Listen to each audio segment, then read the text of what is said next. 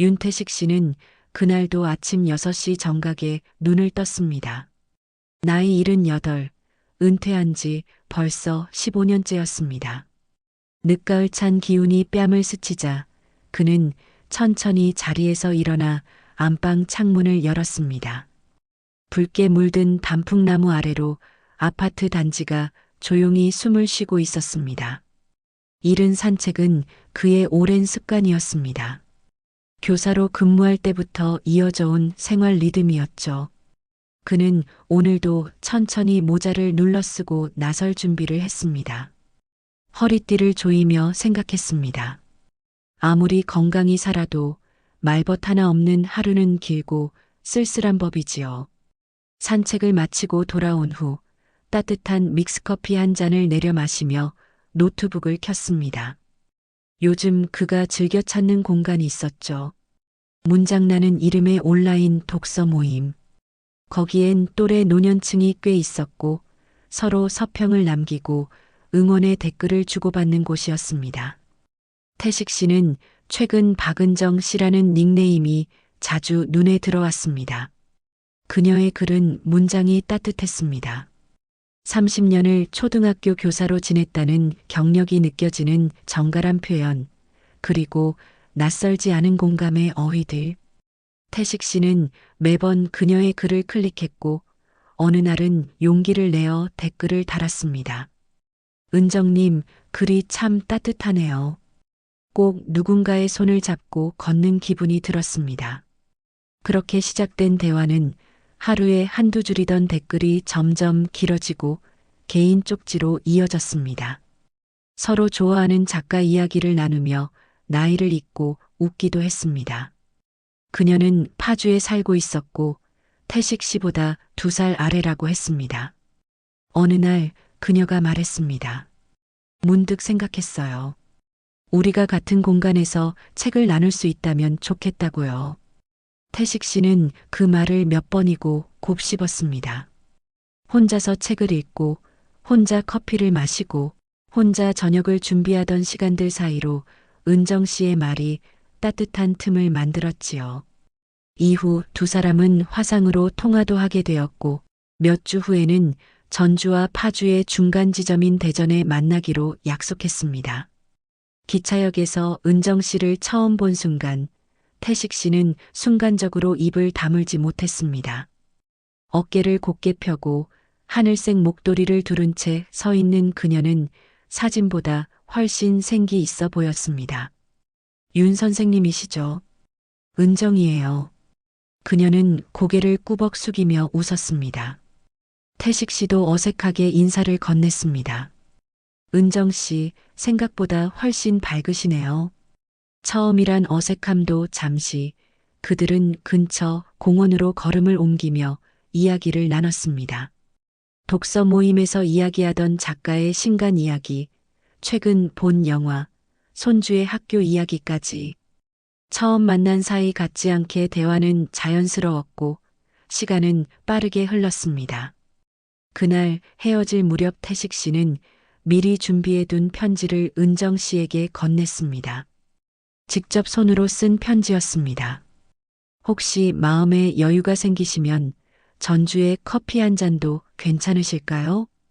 은정 씨는 웃으며 편지를 가방에 넣고 대답했습니다. 읽어보고 연락드릴게요. 오늘 참 좋았어요. 그날 이후 둘의 만남은 더 자주 이루어졌습니다. 기차로 오가며 서로의 도시에 대해 이야기하고 함께 걷고 함께 밥을 먹으며 시간을 나눴습니다. 그렇게 계절이 바뀌었습니다. 어느 날 태식 씨는 집안의 오래된 액자들을 천천히 바라보다가 혼잣말을 했습니다. 다시 누군가와 살아볼 수 있을까? 내 인생의 후반전은 아직 끝나지 않았는데. 그리고 그날 밤 그는 펜을 들고 2번째 편지를 썼습니다. 은정 씨, 우리 같은 날 같은 방에서 하루를 시작할 수 있다면 얼마나 따뜻할까요? 창문 너머로 부드럽게 불어오는 바람이 커튼을 살짝 흔들었습니다. 윤태식 씨는 머리맡에 놓인 편지지를 다시 펼쳐들고 조심스럽게 줄구를 따라 내려갔습니다. 며칠 전 그가 용기 내어 쓴 고백이었습니다. 우리의 하루가 둘이 함께하는 아침으로 시작된다면 얼마나 좋을까요? 그 편지를 받고 며칠이 지나도 은정 씨는 아무 말이 없었습니다. 답장을 기다리는 마음은 조용히 출렁이는 물결처럼 그의 가슴속을 맴돌았지요. 하지만 바로 다음 날 은정 씨는 뜻밖의 전화를 걸어왔습니다. 윤 선생님, 혹시 이번 주말 시간 괜찮으세요? 드릴 말씀이 있어서요. 태식 씨는 가슴이 떨려왔습니다. 전주역 앞 작은 찻집, 그들이 자주 만나던 그 자리에서 두 사람은 다시 마주 앉았습니다. 은정 씨는 두 손을 꼭 모은 채 조심스럽게 입을 열었습니다. 편지 잘 읽었어요. 처음엔 많이 놀랐고 또 감동했어요. 그녀는 눈을 들어 태식 씨를 바라보았습니다. 사실은 저도 비슷한 생각을 하고 있었어요. 같은 하루를 시작하고 같은 밤을 마무리하는 삶. 늦었지만 다시 해볼 수 있을 것 같아요. 그녀의 말에 태식 씨는 묵묵히 고개를 끄덕였습니다. 그날 둘은 결혼을 결심했습니다. 결혼식은 거창하지 않았습니다. 은정 씨는 말했습니다. 사람들 많이 부르지 말아요. 우리 나이엔 조용한 약속이면 충분하잖아요. 그래서 결혼식은 전주의 한 작은 공원에서 가족 몇 명만 초대한 채 소박하게 치러졌습니다. 태식 씨의 딸 윤세진, 그리고 은정 씨의 아들 장우석과 며느리 지연 씨가 참석했습니다. 사진을 찍는 순간 은정 씨는 태식 씨의 손을 꼭 잡으며 속삭였습니다. 이런 날이 다시 올 줄 몰랐어요. 당신 만나서 다행이에요. 태식 씨도 똑같이 미소 지었습니다. 그들의 눈가에는 미묘한 떨림이 번졌지만 모두가 축복의 말들을 건넸습니다. 결혼 후 태식 씨는 은정 씨의 집으로 들어갔습니다. 경기도 파주 조용한 주택가에 위치한 아담한 2층 집이었습니다.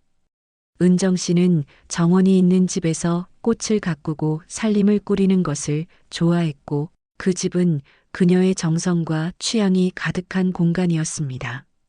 당신 방은 이 방이에요. 창도 크고 아침 햇살이 잘 들어요. 책상도 하나 놨고요. 고맙습니다. 너무 좋네요. 첫날 밤 함께 앉아 마신 국화차의 향기처럼 그들의 시작은 조심스럽고 따뜻했습니다. 매일 아침 은정 씨는 일찍 일어나 정원을 둘러보고 태식 씨는 그녀가 끓여준 된장국에 감사하며 식사를 했습니다. 때로는 근처 호숫가를 함께 걷고 함께 마트에 가고 도서관에도 들렀습니다. 이런 평온한 일상이 언제까지고 계속될 줄 알았습니다. 하지만 아주 작고 미세한 균열은 늘 그렇게 아무도 모르게 시작되곤 하지요. 그날 저녁 은정 씨는 말했습니다. 내일은 우석이네가 온대요. 저녁 준비 좀 같이 도와주세요. 알겠습니다. 무엇을 하면 될까요? 그리고 그 순간 태식 씨는 문득 생각했습니다. 내 딸 세진이도 여기에 초대해도 될까? 가족이 되었으니까 함께 모여도 괜찮지 않을까? 그는 조심스럽게 물었습니다. 은정 씨, 다음엔 제 딸도 한번 초대해도 될까요? 은정 씨는 미소 지으며 대답했습니다. 그럼요. 가족이니까요. 다 같이 어울리면 더 좋죠. 그 말은 진심일지도 모르고 아니었을지도 모릅니다. 하지만 그날 밤 태식 씨는 마음 한구석이 따뜻해지는 것을 느끼며 잠자리에 들었습니다. 아직 그는 몰랐습니다. 평온한 이 일상에 다가오는 균열이 얼마나 깊을지를요. 결혼한 지 어느덧 한 달이 지났습니다. 파주의 작은 정원집은 겉보기엔 여전히 고요하고 평온해 보였습니다. 그러나 그 속을 들여다보면 물밑에서 부지런히 움직이는 두 마리의 물고기처럼 서로 다른 두 사람의 생활 리듬이 조금씩 어긋나기 시작하고 있었습니다. 윤태식 씨는 원래 밤늦게 책을 읽고 아침 늦게 일어나는 편이었습니다.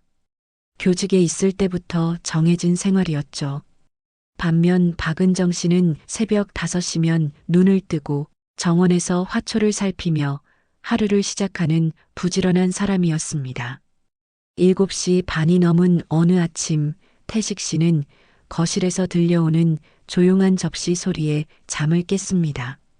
안방 문을 열고 나오자 은정 씨는 식탁에 미역국과 나물 반찬을 차려두고 있었습니다. 이제야 일어나셨어요. 국 식기 전에 어서 드세요. 태식 씨는 멋쩍은 웃음을 지으며 자리에 앉았습니다. 밤에 잠이 안 와서요. 책을 좀 오래 읽었더니 늦잠을 잤습니다. 은정 씨는 말없이 국을 푸며 고개를 끄덕였지만 그 말에는 묘한 아쉬움이 스며 있었습니다. 식사가 끝나고 태식 씨가 책을 들고 다시 방으로 들어가려 하자 은정 씨는 물었습니다. 오늘은 뭐 하실 거예요? 저녁에 우석이네 온다고 말씀드렸죠? 네, 기억하고 있어요. 오후에 마트 다녀올까요? 그렇게 둘은 함께 마트를 다녀왔고 저녁 준비도 함께 했습니다. 겉보기엔 화목했지만 작은 차이들이 점점 드러났습니다. 식탁을 차릴 때마다 은정 씨는 접시의 방향, 수저의 위치, 반찬의 순서까지 하나하나 지적했습니다. 그 수저는 반대쪽에 놔야죠. 국그릇은 항상 오른쪽이에요. 네, 알겠습니다. 태식 씨는 애써 웃으며 따랐지만 마음속 깊은 곳에서는 낯선 감정이 피어나고 있었습니다. 저녁 식사 후 거실 소파에 앉아 TV를 켜자마자 은정 씨가 말했다. 오늘은 제 드라마 하는 날이에요. 아, 네. 그럼 다른 방에서 볼게요. 그는 리모컨을 내려놓고 조용히 방으로 들어갔습니다. 그날 중계되던 야구 경기를 기대하고 있었지만 굳이 말을 더 하고 싶지는 않았습니다. 작은 방에 혼자 앉아 있던 그는 문득 사위가 사준 무선 이어폰을 꺼내 스마트폰으로 경기를 틀었습니다. 볼륨을 낮추고 조용히 화면을 바라보며 중얼거렸습니다. 결혼이란 게 이런 거였던가. 그리고 며칠 뒤 진짜 충돌이 일어났습니다. 은정 씨가 욕실 앞에서 큰 소리로 불렀습니다. 수건은 여기에 걸라고 몇 번을 말했어요? 젖은 수건을 방 안에 두면 냄새나요. 죄송해요. 깜빡했어요. 깜빡한 게 한두 번이 아니잖아요. 태식 씨는 아무 말 없이 고개를 숙였습니다. 그리고 그날 밤 그는 거실 구석에 놓인 자신의 옷장과 서랍을 바라보다가 작게 중얼거렸습니다. 내가 이 집의 손님인가? 아내가 되면 서로를 더 이해할 줄 알았지만 오히려 결혼은 두 사람의 경계를 더 또렷하게 드러내고 있었습니다. 그녀의 집에, 그녀의 식탁에, 그녀의 방식으로 들어온 그는 점점 숨이 막혀왔습니다. 그리고 가장 힘들었던 것은 그런 감정을 솔직하게 말할 용기조차 내지 못하는 자신이었습니다. 말을 꺼내는 순간 관계에 균열이 생길까 두려웠습니다. 그는 조용히 되뇌었습니다. 이건 참는 게 맞는 건가요? 아니면 말해야 하는 건가요? 그 물음은 곧 다음 장으로 이어질 갈등의 문을 조용히 열어두었습니다. 봄비가 부슬부슬 내리던 일요일 오후 파주의 조용한 주택가에는 은은한 된장국 냄새가 퍼지고 있었습니다.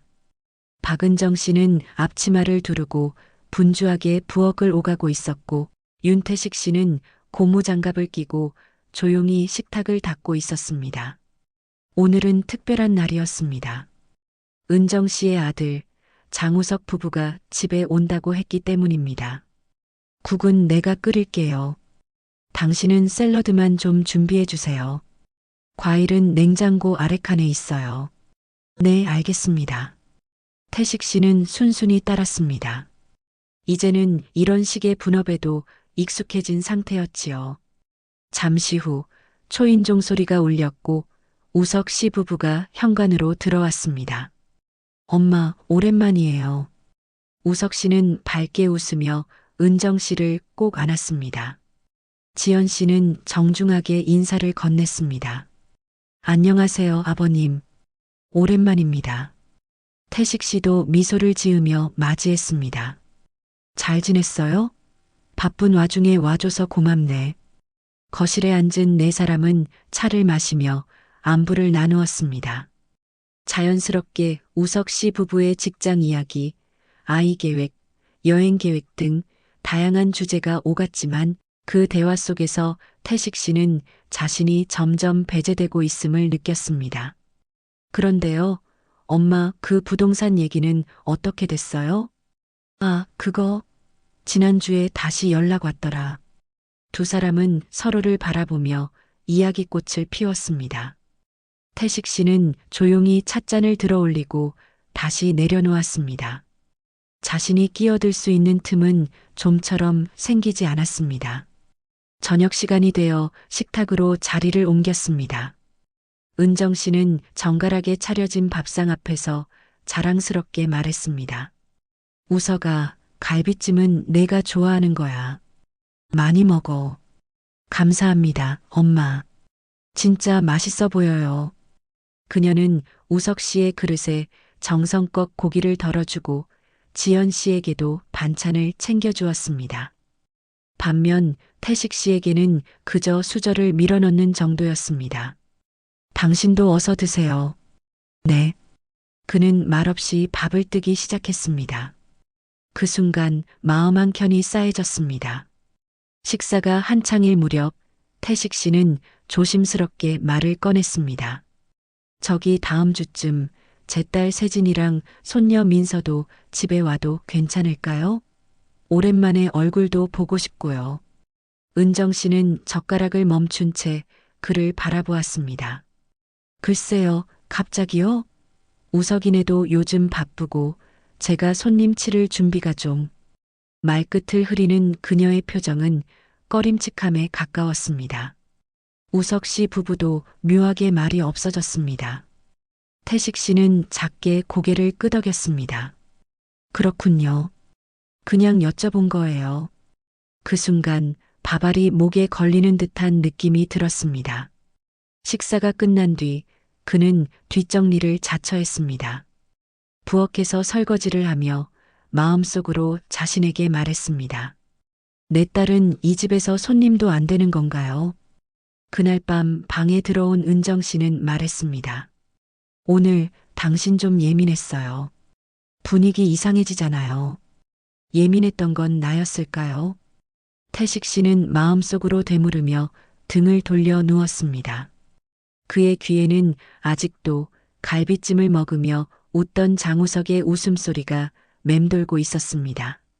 그 소리는 그가 앉았던 식탁 끝자락의 침묵과 너무도 대조적이었지요. 밤이 깊어갈수록 윤태식 씨의 마음은 점점 더 무거워졌습니다. 거실 조명은 꺼진 지 오래였고 은정 씨는 안방에서 곤히 잠들어 있는 듯 했습니다. 태식 씨는 조용히 작은 방의 문을 닫고 책상 위에 올려진 노트북을 켰습니다. 은행 홈페이지에 접속한 그는 익숙한 손놀림으로 계좌이체 화면으로 들어갔습니다. 받는 사람은 딸 세진, 금액은 30만 원. 매달 말일마다 꾸준히 보내온 금액이었습니다. 세진은 이혼 후 10살 난 딸 민서를 혼자 키우며 학원비와 생계로 고단한 날을 보내고 있었습니다. 송금 버튼을 누르기 전 태식 씨는 고개를 돌려 방문 너머를 잠시 바라보았습니다. 조용한 집안, 인기척 하나 없이 고요했습니다.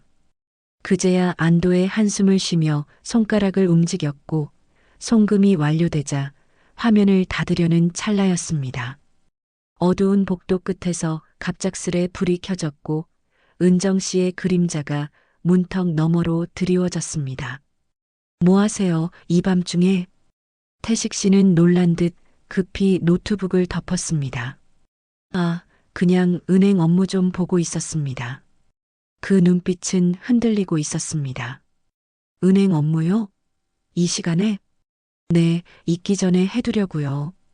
의심을 감추지 못한 표정으로 은정 씨는 고개를 끄덕이며 방으로 돌아갔습니다. 말은 없었지만 태식 씨는 알고 있었습니다. 오늘의 이 송금이 결코 그녀에게 가볍게 넘어갈 일이 아니라는 것을요.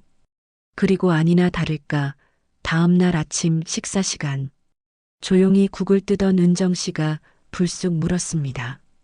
어제 보낸 30만 원 세진이한테 간 거죠? 네. 그 순간 공기마저 무겁게 가라앉았습니다. 우리 생활비도 빠듯한데 그런 지출은 미리 말이라도 했어야 하는 거 아니에요? 그건 제 연금에서 나가는 겁니다. 세진이는 혼자 아이를 키우고 있어서요.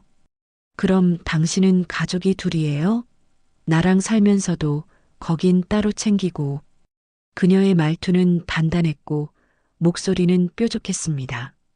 세진이는 제 딸입니다. 어려울 때 도와주는 게 부모 아닙니까? 그럼 우리 아들 우석이는요? 그 애도 혼자 힘들게 일하는데 난 단 한 푼도 안 보내요. 우석 씨는 직장도 있고 지연 씨랑 둘이 잘 살고 있잖아요. 세진이는 다르잖아요. 당신 그렇게 딸 걱정되면 그 집으로 가세요. 여긴 왜 왔습니까? 그 말에 태식 씨는 그릇을 내려놓았습니다. 손이 가늘게 떨리고 있었습니다.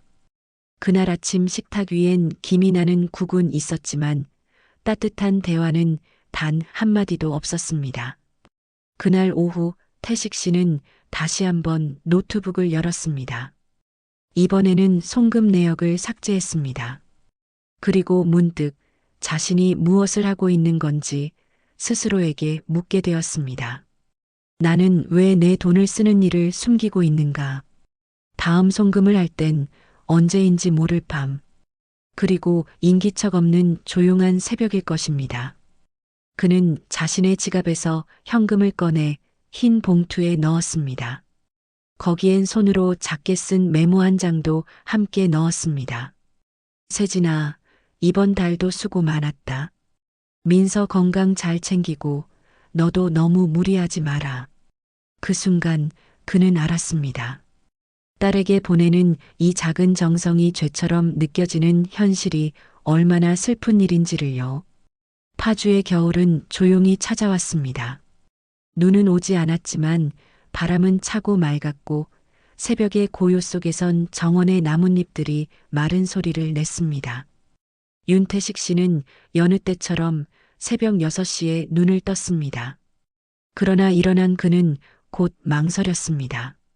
예전 같으면 조용히 옷을 챙겨 입고 산책을 나갔을 시간이었지만 요즘은 그 고요한 시간을 더 이상 누릴 수 없었기 때문입니다.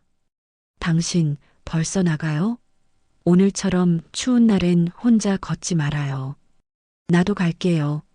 며칠 전에도 그랬습니다. 그의 산책은 더 이상 혼자의 시간이 아니었습니다. 처음에는 함께 걷는 것이 반갑고 고마웠습니다. 하지만 어느 순간부터 그 시간은 대화해야 하는 시간이 되었고 그는 자신만의 고요함을 잃어가고 있다는 것을 느꼈습니다. 그날 아침도 마찬가지였습니다. 그는 조용히 옷을 입고 문고리를 잡았지만 이내 손을 거두고 주저앉았습니다. 거실에서는 이미 은정 씨가 트로트 음악을 틀어놓고 있었습니다. 그가 아끼던 클래식 CD는 서랍 안 어딘가에 들어간 채 한동안 나오지 못하고 있었지요. 당신 아침 먹어요. 어제 반찬 남은 거 데웠어요. 네. 그는 식탁 앞에 앉으며 억지로 미소를 지었습니다. 그러나 미소는 오래가지 못했습니다. 밥을 뜨는 손이 어느새 멈춰 있었고 은정 씨는 이를 눈치채고 물었습니다. 왜 그래요? 입맛 없어요? 그냥 좀 피곤해서요. 그는 말끝을 흐렸습니다. 사실은 피곤한 것이 아니었습니다. 그는 점점 자기 자신이 아닌 사람이 되어가고 있었습니다. 옷장엔 화려한 무늬의 셔츠들만 걸려 있었고 그의 서가에는 은정 씨가 추천한 자기계발서와 요리책이 반 이상을 차지하고 있었습니다. 점심 무렵 태식 씨는 오랜 친구 이철호 씨에게 전화를 걸었습니다. 철호야, 오늘 저녁에 시간 좀 될까? 마침 일 없지. 모처럼 얼굴 보자. 태식 씨는 조심스럽게 외출 준비를 했습니다. 오늘 친구 만나고 올게요. 저녁은 밖에서 먹겠습니다. 몇 시쯤 들어올 건데요? 아마 9시쯤 될 것 같습니다. 너무 늦지 않게 오세요. 술도 적당히 마시고요. 네. 그 대화는 짧았지만 묘한 껄끄러움이 남았습니다. 저녁 그는 이철호 씨를 금정산 근처 고깃집에서 만났습니다. 오랜만에 만난 친구와의 술잔은 따뜻했고 대화는 오랜만에 허심탄회했습니다. 야, 내 표정 진짜 안 좋다. 웃는 얼굴이 사라졌어. 예전엔 너 항상 유쾌했잖아. 글쎄, 나도 잘 모르겠다. 요즘은 뭘 해도 마음이 덜 붙어. 결혼하고 나면 좀 더 편해질 줄 알았는데. 오히려 내가 나같지가 않아. 철호 씨는 태식 씨의 잔을 조용히 채우며 말했다. 결혼도 결국은 나가 살아야 하는 거야. 사람은 자기를 포기하고는 오래 못 살지. 그 말이 가슴에 깊이 박혔습니다. 집에 돌아온 시간은 밤 9시 반. 현관문을 열자마자 은정 씨의 목소리가 날카롭게 들려왔습니다. 늦었네요. 내가 뭘 했어요? 술도 마셨네요. 친구 만나고 왔어요. 너무 늦은 것도 아니잖아요. 당신은 항상 자기 기준만 말해요. 이 집에 같이 사는 사람 생각은 안 해요? 태식 씨는 말없이 거실을 지나 방으로 들어갔습니다. 그의 마음속에서는 무언가가 천천히 갈라지고 있었습니다. 그날 밤 부부는 같은 침대에 누웠지만 서로에게 등을 돌린 채 한마디 말도 없었습니다. 쪼개진 것은 단지 침묵만이 아니었습니다. 마음의 균열, 일상의 틈, 그리고 관계의 온기마저도 서서히 조용히 금이 가고 있었습니다. 설날 아침 윤태식 씨는 평소보다 더 일찍 눈을 떴습니다. 마당의 나무에는 살짝 얼어붙은 서리가 내려앉아 있었고 아침 공기는 쨍하게 맑았습니다. 그는 옷깃을 여미고 천천히 창문을 열었습니다. 오늘은 특별한 날이었습니다. 두 집안의 가족이 처음으로 한자리에 모이는 날. 은정 씨의 아들 장우석 가족과 태식 씨의 딸 윤세진 그리고 손녀 민서가 함께 오기로 한 날이었지요. 그는 이 특별한 날이 어색함을 녹이고 진짜 가족이 되는 계기가 되기를 바랐습니다. 그래서 전날부터 소고기며 과일까지 따로 사오고 민서가 좋아한다는 유자차도 준비해 두었습니다. 하지만 아침부터 분위기는 달랐습니다. 우석이네가 먼저 도착하자 은정 씨는 환하게 웃으며 반겼습니다. 우석아, 어서 와. 지연아, 춥지 않았니? 두 사람은 은정 씨 품에 안기듯 들어섰고 그들 사이엔 오랜 정이 묻어났습니다. 태식 씨도 반갑게 맞이했지만 그의 인사는 짧게 묻혔습니다. 조금 늦은 오전 윤세진과 손녀 민서가 도착했습니다. 아빠, 새해 복 많이 받으세요. 할아버지, 안녕하세요. 새해 복 많이 받으세요. 민서의 맑은 목소리에 태식 씨는 환하게 웃었습니다. 그러나 그 순간 옆에 서 있던 은정 씨의 얼굴이 굳는 것을 그는 놓치지 않았습니다. 그래, 복 많이 받아라. 은정 씨는 어딘가 시큰둥한 말투로 민서의 인사를 받았습니다. 거실에 모여 앉은 가족들 사이 묘한 온도차가 흐르기 시작했습니다. 식사 시간이 되어 모두 식탁에 둘러앉았을 때 은정 씨는 자연스럽게 우석과 지연을 자기 옆자리에 앉혔고 세진과 민서는 식탁 가장 끝쪽에 자리를 잡게 되었습니다. 아버님, 여기 앉으세요. 지연이 공손히 자리를 권했지만 이미 중심은 정해진 듯 했습니다. 식사가 시작되자 은정 씨는 갈비찜을 우석의 접시에 가장 먼저 푸짐하게 담아주었습니다. 우석아, 너 이거 좋아하잖아. 많이 먹어. 지연아, 너도 이거 좋아했지? 그녀는 그릇을 돌려가며 정성껏 반찬을 나눠주었습니다. 하지만 세진과 민서에게는 마지막에 남은 반찬만 조용히 건네졌습니다. 민서는 조용히 밥을 뜨다 말고 태식 씨에게 작게 물었습니다. 할아버지, 할머니가 저 싫어하세요? 그 말은 작게 들렸지만 식탁 위의 모든 소리를 먹게 만들었습니다. 태식 씨는 당황하며 대답했습니다. 아니야, 민서야. 그런 거 절대 아니야. 하지만 모두의 표정은 이미 굳어 있었습니다. 세진은 조용히 물컵을 들며 입꼬리를 올렸지만 그 미소엔 슬픔이 서려 있었습니다. 식사 후 세진이 조용히 다가왔습니다. 아빠, 저희 먼저 가볼게요. 민서 컨디션이 안 좋아서요. 좀 더 있다 가면 어때? 괜찮아요. 오늘 얼굴 본 것만으로도 감사해요. 현관 앞에서 세진이 태식 씨를 꼭 안았습니다. 아빠, 건강하세요. 민서, 인사하자. 할아버지, 또 올게요. 태식 씨는 말없이 고개를 끄덕였습니다. 문이 닫히고 난 후 집안은 다시 조용해졌습니다. 거실 소파에 혼자 앉아있던 그는 벽에 걸린 가족 사진들을 바라보았습니다. 그 안에 자신의 딸과 손녀는 없었습니다. 그때 은정 씨가 부엌에서 말했습니다. 세진 씨, 너무 예민한 것 같아요. 아이가 눈치도 빠르고. 그 말에 태식 씨는 입을 닫았습니다. 그는 그제서야 확실히 깨달았습니다. 이 집의 가장은 자신이 아니라는 것. 아니, 어쩌면 가족조차 아니었는지도 모르겠습니다. 그가 그토록 바라던 한 가족이라는 말은 결국 환상이었는지도요. 설날이 지난 지 며칠째 윤태식 씨는 이전보다 더 조용한 집안에서 하루를 보내고 있었습니다. 아침 산책은 끊긴 지 오래였고 클래식 음악 대신 트로트가 여전히 거실에 흐르고 있었습니다. 벽시계는 오후 2시를 가리키고 있었지만 그는 아침 겸 점심으로 먹은 찬밥과 김치 몇 조각 외에는 아무것도 삼키지 못했습니다. 그는 오늘도 작은 방의 책상 앞에 앉아 있었습니다. 서랍 속에서 조심스럽게 봉투 하나를 꺼냈습니다. 민서가 그려준 그림이었습니다. 초록색 크레용으로 엉성하게 그려진 사람 2명. 하나는 할아버지, 하나는 민서. 그리고 위에는 이렇게 쓰여 있었습니다. 할아버지랑 민서랑 손잡고 공원 가요. 그림을 보는 순간 태식 씨의 눈가가 붉어졌습니다.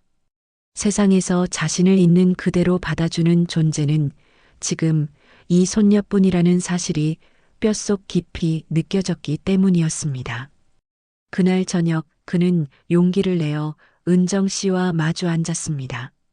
은정 씨, 우리 이야기 좀 하죠. 그녀는 식탁을 정리하던 손을 멈췄습니다. 무슨 일인데요? 지난 설날 이후로 계속 생각해 봤습니다. 이게 정말 가족이 맞는지요? 그녀는 한숨을 쉬며 자리에 앉았습니다.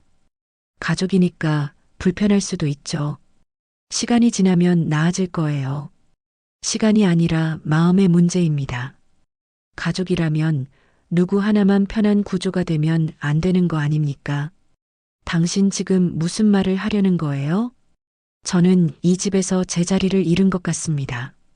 가장이라기보다 손님처럼 느껴집니다. 그리고 제 딸과 손녀는 당신에게 가족이 아닌 것 같아요. 그 말에 은정 씨는 아무 대답도 하지 않았습니다. 다만 고개를 숙인 채 식탁 한가운데 놓인 물컵만 바라보고 있었습니다. 저는 아버지이기 이전의 한 사람입니다. 남편이기 전에 저 자신이어야 합니다. 그런데 지금은 그 어떤 것도 제 뜻대로 하지 못합니다. 음악, 책, 식사 시간, 그리고 가족까지도요. 그는 조용히 봉투를 내밀었습니다. 이건 세진이가 민서 생일 때 드렸던 편지예요. 당신도 한번 읽어보세요. 아이는 우리를 가족이라고 생각하고 있어요. 은정 씨는 손을 내밀지 않았습니다. 그저 조용히 고개를 숙인 채 말했습니다.